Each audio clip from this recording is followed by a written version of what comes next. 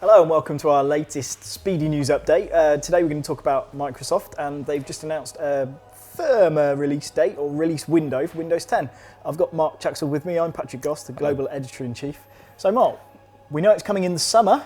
Yeah. Is that good enough? Well, we were already expecting that it was going to be around June time, so there's no real surprise that it was coming in the summer, but it's good to hear that it's finally coming out. I think the main thing about Windows 10 is that it's got to be better than Windows 8. Yeah, this is kind of a big deal for Microsoft, isn't it? It feels like things went slightly awry with Windows 8. You know, you can see the Macs doing better and better in the laptop market.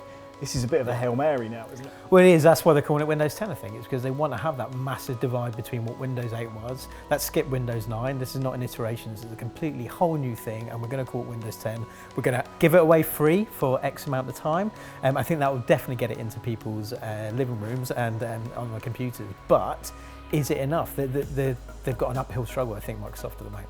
I think it's much harder to win an audience back that have tried your products and moved on than just to build an audience in the first place. I think that's one of their big problems is people have left Windows PCs for something else, and getting them back is going to be a real ask, isn't it? You look at so many, you know, Internet Explorer is a good example. You know, part of Microsoft's canon, of course, so hugely powerful. Once people left, persuading them Internet Explorer is fine these days. I mean, they're killing the brand off eventually, but getting people back to it has been almost impossible because people are like, I've already abandoned this. And I think that's going to be one of the things they have to get over. They can't just do a good product. They have to do a product that's so much better than all the opposition. It lures all those people that left them in the first place back to them. Yeah, there's been a huge amount of brand damage, and that's what they've got to do. They've got to rebrand it as best they can. Like you said, they are essentially killing off Internet Explorer, but they've got to completely change it. It can't just be Internet Explorer with a new name. It's like Microsoft Bing. They're going to have to rechange that at some point because it's just not working.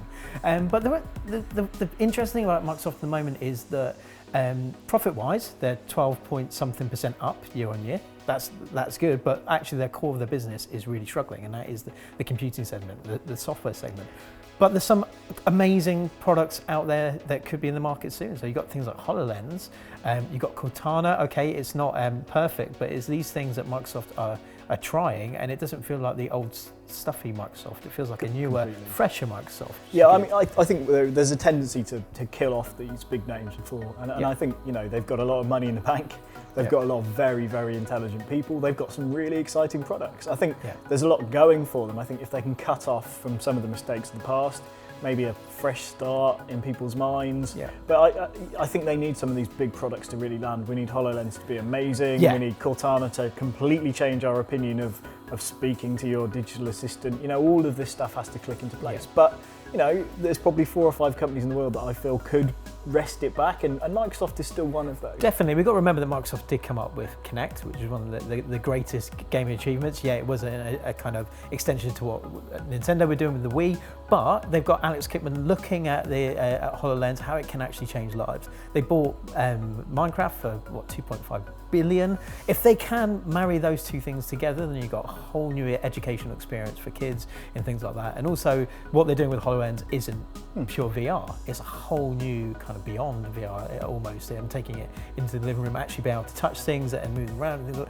That is phenomenal. If they can actually make that work, it'd be fantastic. But at the core of it all, they've got to make Windows 10 work. If that doesn't work, the whole structure of their business is flawed, and they're just going to go downhill. Absolutely. And of course, we'll find out in the summer now whether Windows 10 really can be that breakthrough product for Microsoft.